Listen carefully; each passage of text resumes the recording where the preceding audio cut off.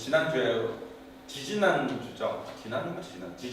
지지난주에 저희가 갑자기 서울에 다녀왔잖아요. 장모님이 와이프가 기도하다가 장모님이 어쩌면 곧 하늘나라 가실 수도 있다라는 감동을 받았는데 아직 구원을 안 받으셨으니까 가서 복음을 전한다고 가서 이제 예수를 믿으면 이렇게 되고. 그러니까 복음은 되게 심플해요. 예수님이 하나님이시고 그분이 내 죄 때문에 돌아가셨고 부활하셔서 지금 살아계시고 내가 그것을 내 죄 때문인 걸 정말 믿으면, 그러니까 내 죄 때문에 주님이 돌아가신 거, 창조주가 돌아가신 거죠. 나의 죄 때문에. 그 말도 안 되는 얘기인데 그걸 솔직히 믿으면 구원 얻는 거예요. 믿으면 그 증거로 성령을 선물로 받습니다. 믿는지 안 믿는지 판단하시는 분이 하나님인 게 우리 입장에서는 조금 트리키한 거죠. 나 이 정도 믿는 것 같은데 아무 상관 없다는 거예요. 하나님 보시기에 정말 믿는구나 하면. 근데 이거를 제가 결혼할 때 저희 처가댁이 안 믿는 거를 제가 아니까 얼마나 전했겠어요, 그죠? 거기다가 제가 이제 선교사가 된다고 했을 때는 이제는 대놓고 전할 수 있는 거죠. 나 이제 선교사입니다. 아니 선교사입니다. 어쩔 겁니까? 들어야지 하면서 이제 저는 전할 때마다 뭐 솔직히 안 들으셨어요. 느낄 수 있었어. 사위인 저를 되게 아껴주시거든요. 솔직히 뭐 딸을 데려다 미국까지 데려갔었는데 이렇게 예뻐해줘도 되나 싶을 만큼 예뻐해주세요. 그러니까 내가 감사한데 나를 예뻐함과 동시에 자네나 알아서 잘하게가 항상 공존하는 그런 느낌으로 있었는데 지지난주에 올라가서 전했을 때는 처음으로 그러면 어떻게 해야 되나 물어보시고 같이 기도할 때도 기도하시고 기도 내용 까먹지 않게 적어달라고 그래서 내가 매일 기도하고 싶다고 그러시고 한다가 그렇게 하고 전화가 왔잖아요. 저희가 그랬잖아요. 정말로 하나님께서 이분을 데려가실 건지 아니면 복음을 전할 수 있는 기회를 주시려고 하신 건지 모르겠지만 우리는 알 수 없지만 그냥 주어진 상황에서 최선을 다했다. 지난주에 와이프랑 통화하는데 장모님이 형님 집에 저희가 장모님 선물로 좀 좋은 요즘식 전기담요를 드렸어요. 물로 빨 수도 있고 전자파도 하나도 안 나오는 가벼운 거. 그거를 또 이제 와이프 오빠한테 주시고, 그러니까 좋은 건 아들 주시고 아들 쓰던 예전 거. 그 말은 뭐겠어요? 당신 쓰시던 건 없었던 거야. 아들이 쓰던 예전 거를 받아서 들고 오는 게 너무 무겁더래요. 근데 그날도 비도 막 오더래. 그래서 비 오는 날도 무거운 거 들고 오면서 몇 번을 쉬어가야 될지 모르겠다는 마음으로, 그러니까 내가 막 속이 막 와이프가 딸 마음이 어땠겠어요? 아니 좀 가볍고 좋은 거 엄마 쓰는 거 줬더니 그 꼴랑 또 그걸 오빠한테 갖다 주고 오빠 쓰던 옛날 무거운 거는 또 들고 오네. 비 오는데. 그런데 갑자기 장모님이 비 오는 날 그거를 들고 다니면서 몇 번을 쉬어오면서 갑자기 마음에 내가 진짜 죄인이고 나 때문에 예수님이 죽었겠다가 믿어지더래요. 그 말을 와이프한테 하면서 코끝이 빨개지시더래. 그건 솔직히 진심인 거죠. 그 말이 진심인 거죠. 말씀하신 그 말이. 그래서 와이프가 하나님 만나셨을까? 그래서 내가 뭐 그거를 고백했다는 것만으로 우리가 알기는 어려운데 확실한 건 이제 본인은 믿기를 선택하셨으니까 하나님께서 정말 믿는지를 보시면 이제 받겠네 했는데, 장모님이 요즘 청소만 하러 가시면 3일을 쉬셔야 돼요. 그래서 제가 예전에 장모님 집에 처음 이제 와이프 이제 인사드리러 갔을 때 반찬이 뭐 가운데 갈비찜도 있고 막 뭐도 있고 한데 저에게 가장 인상 깊었던 거는 8가지 다른 종류의 직접 담그신 김치였거든요. 다 너무 맛있는 거예요. 그래서 내가 이 사람과 결혼하면 이 사람은 이런 걸 먹고 자란 사람이니까 이런 걸 혹시 만들 줄 알라나? 그랬는데 제 생각에는 김장은 그 대에서 끊겼어. 이제 더 이상 그 맛은 이제 지구상에 존재하지 않았어. 근데 그분이 이제 김장을 안 하신 지 좀 됐어요. 너무 힘드시니까. 근데 얼마 전에 전화를 했더니 김장하고 오신 거예요. 요즘 다시 기운이 좀 생겨서 김장하고 오다가, 그러니까 속상하죠 솔직히. 나 왜 김장 왜 하시는지 알거든. 성령 받으면 이렇게 코페르니쿠스라는 사람 아세요? 천동설. 우리는 지구는 가만히 있고 별과 태양과 달이 우리를 돈다라고 믿던 세상에 처음으로 아니다. 지구가 돌고 지구가 태양 주위를 돈다고 처음으로 주장한 사람이 그 사람이에요. 뭐 코페르니쿠스라는 말을 알 필요는 없는데 천동설을 믿고 있다가 지동설을 믿게 되면 완전 엄청난 변화잖아요. 그럼 그동안 우리가 믿고 있던 게 다 아니었네가 바로 되잖아요. 그것처럼 그런 식의 뭐가 깨달음이 있을 때 그런 식의 엄청난 변화가 마음속에 일어나요. 근데 그게 성령님일 때는 되게 복합적으로 소망과 행복과 평안함과 기대감과 사랑받음과 이렇게 동시에 들어오거든요. 그러니까 어떤 분들은 인지를 잘 못할 수도 있어요. 저는 인지를 되게 못했던 사람이었어요. 혹시 여러분들이 성령을 받았을 때 나는 왜 코페르니쿠스적 전환이 없지? 하시면 제가 해드릴 말이 많아. 근데 대부분의 경우는 코페르니쿠스적 전환이 일어납니다. 장모님께 일어나시는 것 같아. 그러니까 갑자기 막 너무 막 갑자기 기분이 너무 기운이 넘치니까 육체적 힘이 좋아진 건 아니거든요. 근데 마음에 너무 편해지고 이게 좋으니까 맨날 막 고민하고 이거 어떡하지 저거 어떡하지, 아들은 아직 결혼 안 했지, 딸은 미국으로 돈 잘 버는 사람이라 시집 보내더니 갑자기 다 버리고 선교사로 왔대지. 머리가 걱정 복잡하시다가 갑자기 확 되실어 주셔서 그런지 몰라도 긴장하고 계신 거야. 그래서 나랑 와이프랑 속으로는 안타까우면서도 또 한편으로는 하나님 만나셨나 보다, 감사하다, 이제 장모님은 천국에서 같이 영원히 사는구나. 3분 계셨었는데 장모님, 장인어른, 형님 한 분 됐고 2분 남았구나, 그런 생각을 했습니다. 그리고 저희가 한국에 온 다음에 저희가 전에서 하나님 만난 1호가 장모님이 되신 거예요. 저는 그 1호가 부산에서 나오길 간절히 바라고 있었는데 부산에서 나옵니다. 나올 겁니다.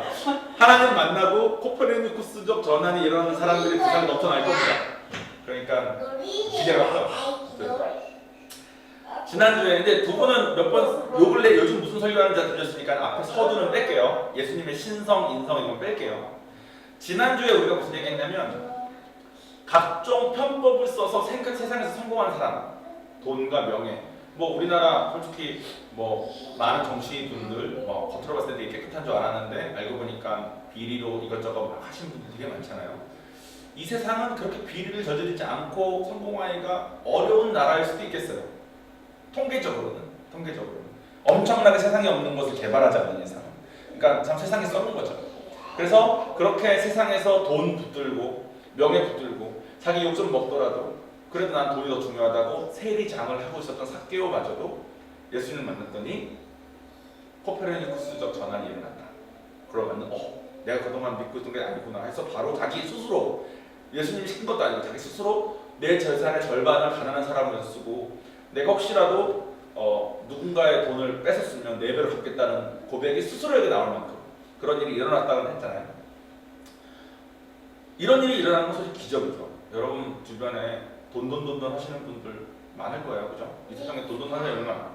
그런 사람들이 돈보다 이게 더 중요해 한다는 건 솔직히 쉽게 일어나는 일은 아닌 것 같아요.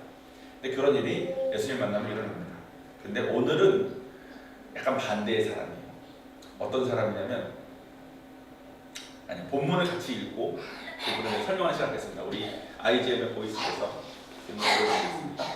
요한복음 4장 6절에서 18절. 거기 또 야곱의 우물이 있더라. 예수께서 집에 가시다가 피곤하여 우물 곁에 그대로 앉으시니 때가 6시쯤 되었더라. 사마리아 여자 한 사람이 물을 기르러 왔으며 예수께서 물을 좀 달라 하시니 예수께서 대답하여 이르시되 이 물 마시는 자마다 다시 목마르리라느니와 내가 주는 물을 마시는 자는 영원히 목마르지 아니하니라. 내가 주는 물을 그 속에서 영생하도록 쏟아나는 산지 되리라. 이르시되 가서 내 남편을 불러오라. 여자가 대답하여 이르되 나는 남편이 없나이다. 예수께서 이르시되 내가 남편이 없다 하는 말이 옳도다. 너에게 남편 5이 있었고 지금 있는 자도 내 남편이 아니니 내 말이 참되도다. 아멘. 그 요한복음 4장 6절에서 18절까지가 너무 길어가지고 나름 이렇게 연결되게 몇 절만 뽑아서 넣었는데 제가 지금 설명을 잘 해드리면서 잘 보충 수업을 하겠습니다. 그런데 인상 깊은 부분이 2군데가 있죠. 하나는 예수님께서 내가 주는 물을 마시는 자는 영원히 목마르지 아니하리니, 이 말씀 되게 인상 깊고, 다른 하나는 남편이 5이 있었대. 이 여자가 어떤 사람이었냐면요, 당시의 여자분들은 그 경제생 활동을 할 수 없었습니다. 그래서 남편이 있어야만 되는 삶이었어요. 그래서 당시에 과부나 고아를 도우라라는 성경 말씀이 있었을 만큼 과부분들은 생활하기가 참 쉽지 않았습니다. 그래서 결혼을 살다가 남편이 죽거나 남편에게 무슨 일이 있거나 하고 남편에게 뭐 이혼을 당하면 재혼하려고 노력을 했겠죠. 근데 재혼을 못하는 수도 있고 뭐 이럴 수도 있잖아요. 그래서 사정이 있는 여자분들이 있을 수 있어요. 그리고 경제활동이 안 되니까 어렵고. 근데 이 여자분은 남편이 5이 있었대요. 제가 이번 주 내내 설교 준비를 하면서 당시 시대가 아니더라도 지금 시대에 남편이 5이 있었고 지금도 남자가 있긴 한데 그 남자가 남편은 아니래. 그런 삶을 사는 여자의 속에서 뭐가 돌아가고 있을까? 그래서 상상을 많이 해봤거든요. 얼마나 마음 복잡하고 얼마나 마음이 힘들까? 그 여자분들 그런 게 좋겠어요, 솔직히. 근데 그렇게 계신 거잖아요. 제 결론은 내가 여자 마음을 모른다고 했어요. 내가 함부로 상상해서 알 수 있는 게 아니겠더라고. 우선 좀 상상이 안 되니까. 아마 당시 문화적인 상황으로 봤을 때 사람들한테 엄청 손가락질 당하고 엄청 멸시 당했을 거예요. 그러니까 이 여자가 예수님께서 남편을 불러와라 그러니까 나 남편 없어요라고 바로 5명이나 있고 지금도 남편처럼 있는 남자가 있지만 난 남편 없다고 말을 낯선 사람에게 해야 될 만큼 자기의 삶을 숨겨야 되고 자기의 있는 것들 그렇게 막 해야 되는 사람이었을 거예요.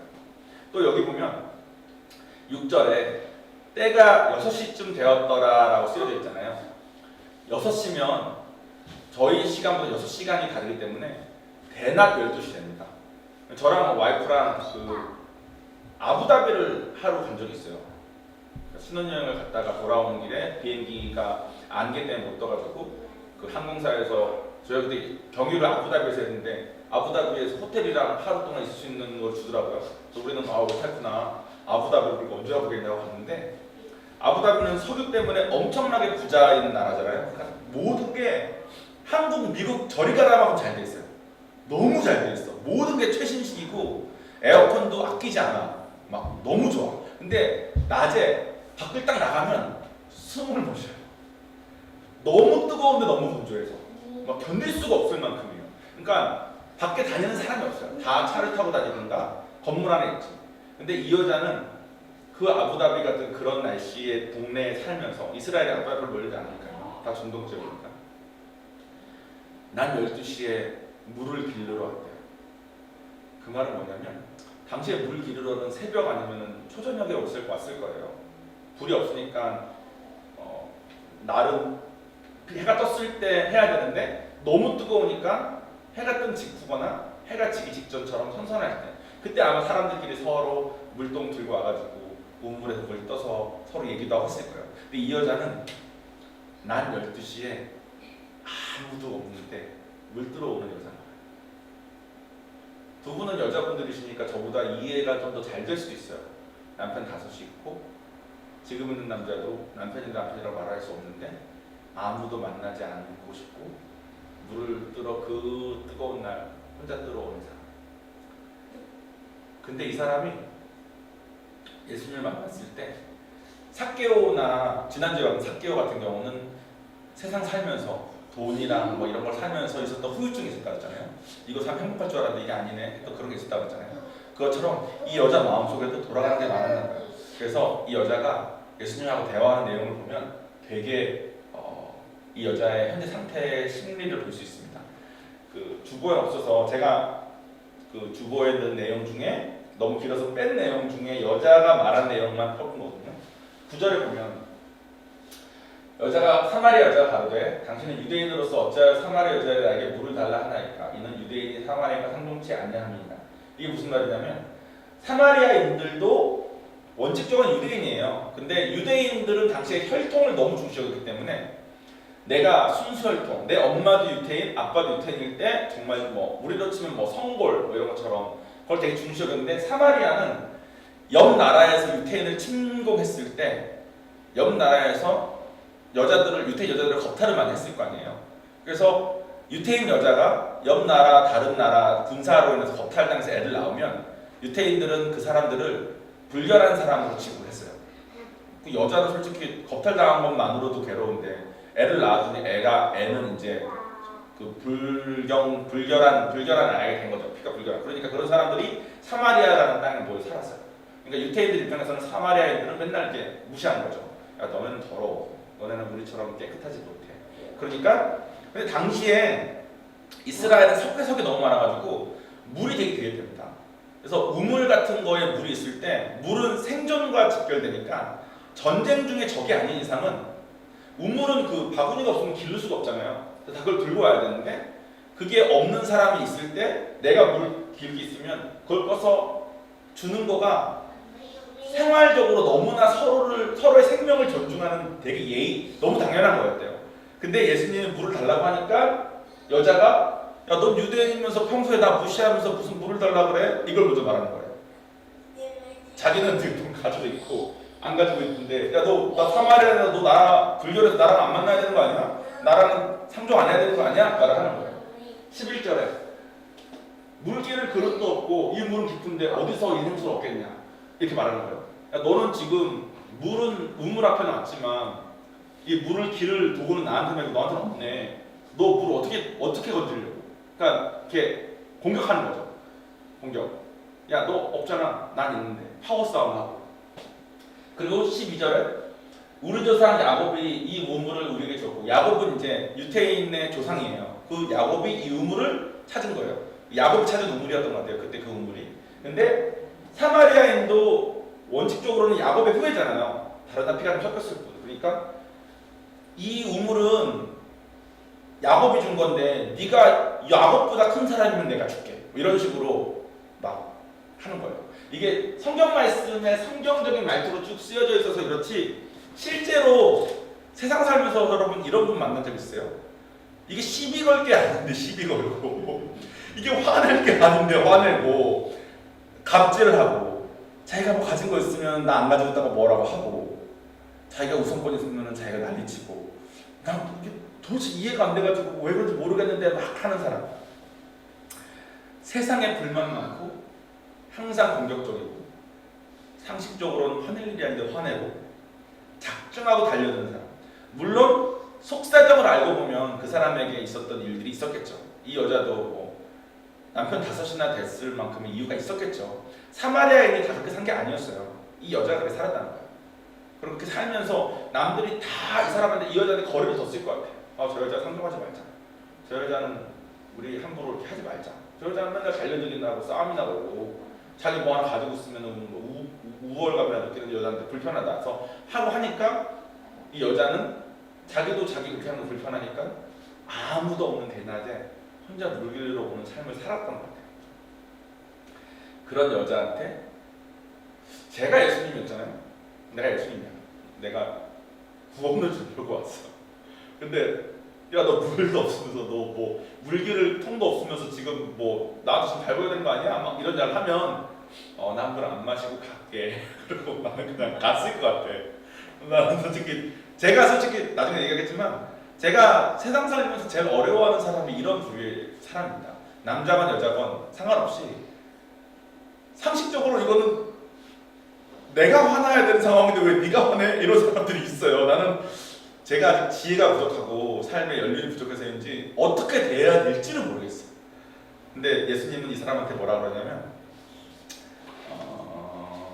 14절에 13절에 그러니까 이렇게 여자가 막 13절이죠. 그러니까 12절, 11절, 19절, 11절, 19절 지금 여자가 비꼰 거 바로 직후에 예수님 뭐라고 그러냐면 예수께서 대답하여 이르시되 이 말을 마시는 자마다 다시 목마르거니와.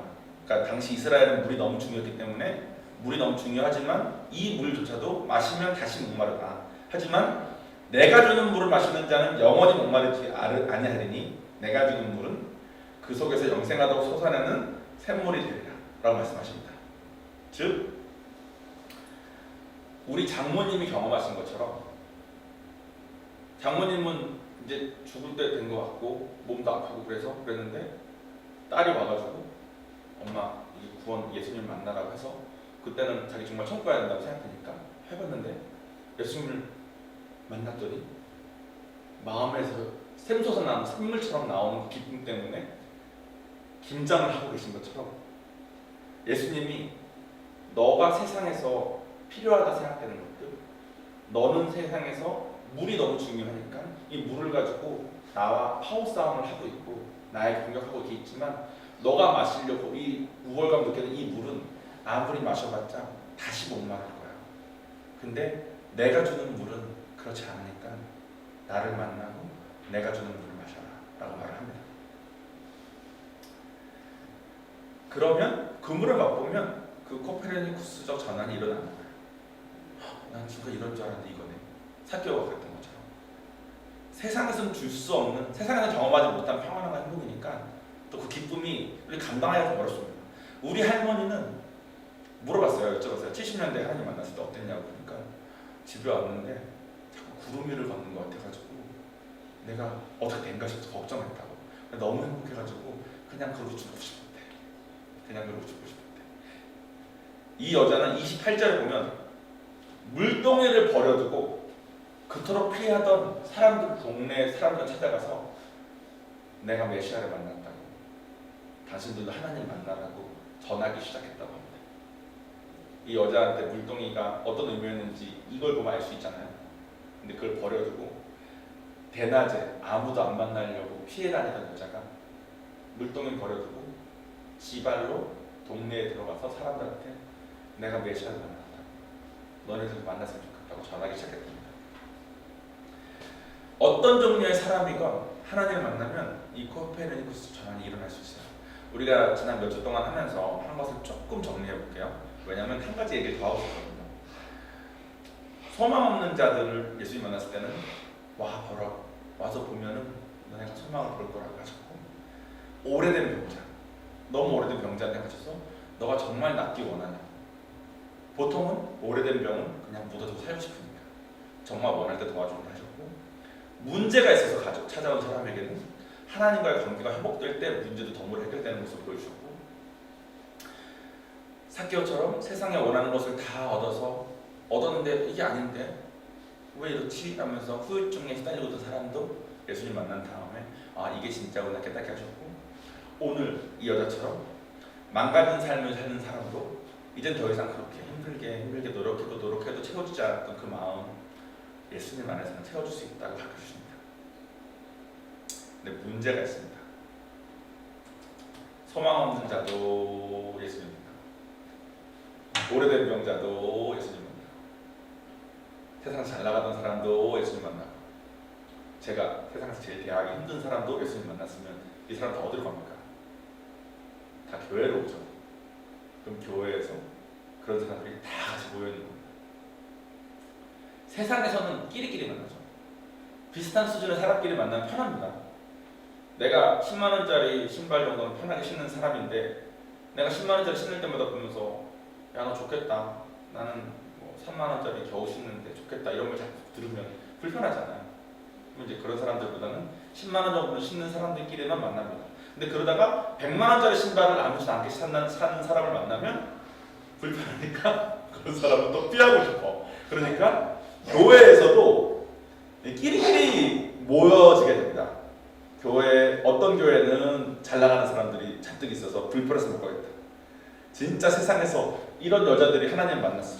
그럼 이런 여자들이 어딜 가도 너 옛날에 이런 사람이잖아. 왜냐하면 코페르니쿠스적 전환은 일어나는데 삶에 그동안 살아온 습관은 남아있으니까, 삭개오 같은 사람은 교회에 와서도 사업할 게 보이고, 이런 여자는 교회에 와서도 아무것도 안 했는데 화가 납니다. 그러면 서로 그걸 막 들이받는 거죠. 서로 붙고 사기치고. 그러니까 개덕구 소리 듣는 거예요. 그래서 교회에 각종 사람들이 다 모여있는데 그러면 끼리끼리 모여야 되는 게 낫겠다 해서 서로 피하겠다고 세상하고 똑같이 이 교회에는 이런 사람들 모이고 저 교회는 저런 사람들 모이니까 나랑 제일 잘 맞는 교회를 쇼핑하러 다닙니다. 다니다가 나랑 제일 비슷한 사람들이 모여있는 교회를 찾으면 아, 이 교회가 내 교회구나. 그리고 교회를 다닙니다. 근데 아이잼은 그렇지 않아요. 아이잼은 별의별 사람들이 다 모여있고 진짜 부자랑 진짜 가난한 사람들이 별로 상관없이 지내요. 그게 왜 그러냐면 우선은 이해되셨죠? 코페르니쿠스적 전환이 일어나도 살아온 습관을 버리기가 어려워요.